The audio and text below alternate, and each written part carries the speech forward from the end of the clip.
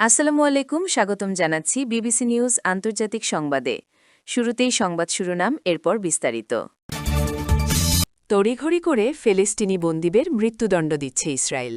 ট্রাম্পকে নিজের চেয়ার বাঁচানোয় মনোযোগ দিতে বলছেন সহকারীরা। দর্শক, এতক্ষণ শুনছিলেন সংবাদ শিরোনাম। এখন বিস্তারিত।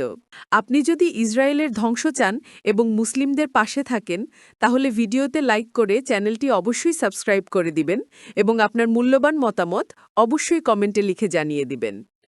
এখন বিস্তারিত। তড়িঘড়ি করে ফিলিস্তিনি বন্দীদের মৃত্যুদণ্ড দিচ্ছে ইসরায়েল। ইসরায়েলি পার্লামেন্ট নেসেটে ফিলিস্তিনি বন্দীদের মৃত্যুদণ্ড কার্যকর করার বৈধতা দিয়ে একটি বিতর্কিত বিল পাশের প্রক্রিয়া শুরু হয়েছে, যা বিশ্বজুড়ে মানবাধিকার কর্মীদের মধ্যে তীব্র উদ্বেগ সৃষ্টি করেছে। ফিলিস্তিনি লেখক মোহাম্মদ আল কিক এক নিবন্ধে দাবি করেছেন, আন্তর্জাতিক সম্প্রদায়ের উদাসীনতার সুযোগ নিয়ে ইসরায়েল এই চরম পদক্ষেপের দিকে এগোচ্ছে। ২০২২ সালে বেনিয়ামিন নেতানিয়াহুর জোট সরকার গঠনের শর্ত হিসেবে কট্টরপন্থী জাতীয় নিরাপত্তা মন্ত্রী ইতামার বেন গভির এই বিলটির দাবি জানিয়েছিলেন। গত নভেম্বরে বিলটি প্রথম পাঠে পাশ হয় এবং জানুয়ারিতে এর বিধানগুলো জনসম্মুখে আসে, যেখানে বলা হয়েছে দণ্ডাদেশের ৯০ দিনের মধ্যে আপিল ছাড়াই ফাঁসির মাধ্যমে মৃত্যুদণ্ড কার্যকর করা হবে।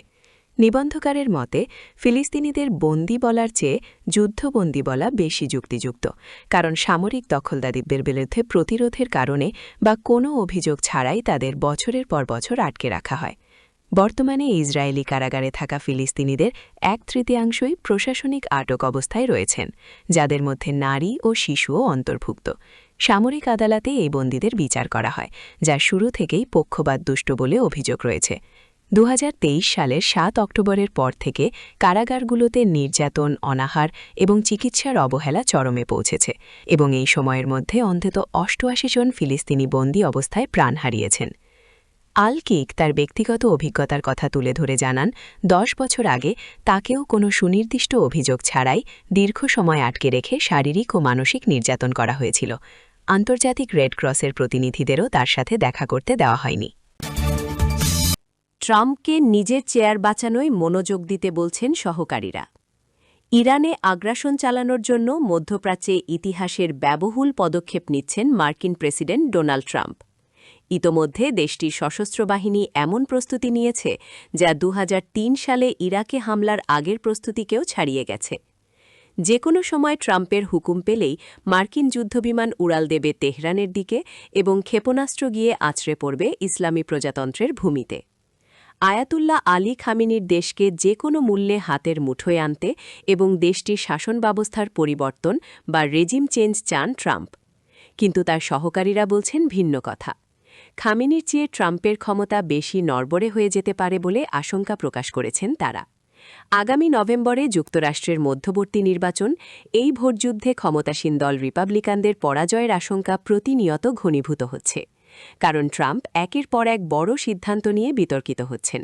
সর্বশেষ শুক্রবার দেশটির আদালত বিশ্বব্যাপী আরোপ করা শুল্ক অবৈধ ঘোষণা করে দিয়েছে।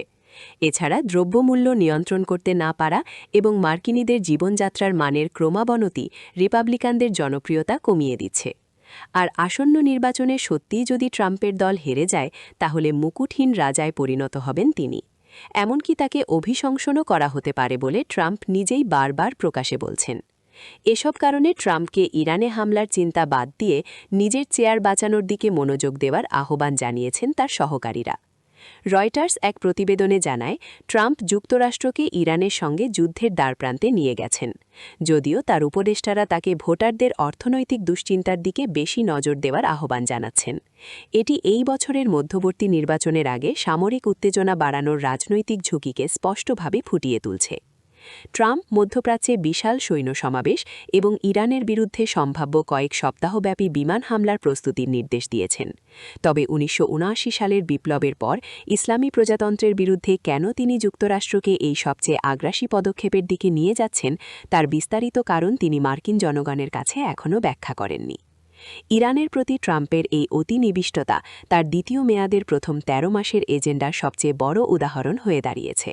জনমত জরিপ অনুযায়ী জীবনযাত্রার ব্যয়ের মতো অভ্যন্তরীণ বিষয়গুলো অধিকাংশ মার্কিনীর কাছে উচ্চ অগ্রাধিকার পেলেও ট্রাম্পের পররাষ্ট্রনীতি এবং সামরিক শক্তির ব্যাপক ব্যবহার প্রায়শই সেই বিষয়গুলোকে ছাপিয়ে যাচ্ছে। হোয়াইট হাউসের এক ঊর্ধ্বতন কর্মকর্তা জানান, ট্রাম্পের যুদ্ধংদেহী বাগারমম্ব সত্ত্বেও ইরানের ওপর হামলা চালানোর বিষয়ে প্রশাসনের অভ্যন্তরে এখনও কোনো একীভূত সমর্থন নেই।